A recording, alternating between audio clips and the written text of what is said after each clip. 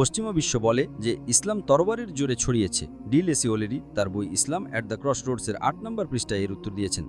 তিনি বলেছেন, ইতিহাস এটা স্পষ্ট করে যে ইসলাম তরবারির জোরে ছড়িয়েছে। এই মিথটা বা মিথ্যে ধারণাটা ঐতিহাসিকদের বারবার বলা সবচেয়ে অবাস্তব এবং অদ্ভুত মিথ। এটা একটা মিথ। সেই সময় মুসলিমরা কোরআন এবং সুন্নাহর ভিত্তিতে ঐক্যবদ্ধ ছিল। আজ আমরা মুসলিমরা বিভক্ত। পৃথিবীতে ৫০টিরও বেশি দেশ আছে যেখানে মাগান্য মুসলিম। যদি সব মুসলিম দেশ ঐক্যবদ্ধ হয় তাহলে আমরা একটা বিশাল শক্তিতে পরিণত হব, এবং যদি আমরা কোরআন বাস্তবায়ন করি তাহলে আমরা দেখব এটাই মানবতার সমস্যার সমাধান।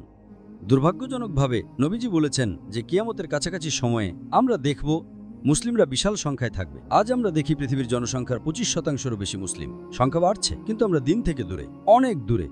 এবং আজ আমরা দেখি মুসলিমরা দিন থেকে দূরে, আরও দূরে সরে যাচ্ছে।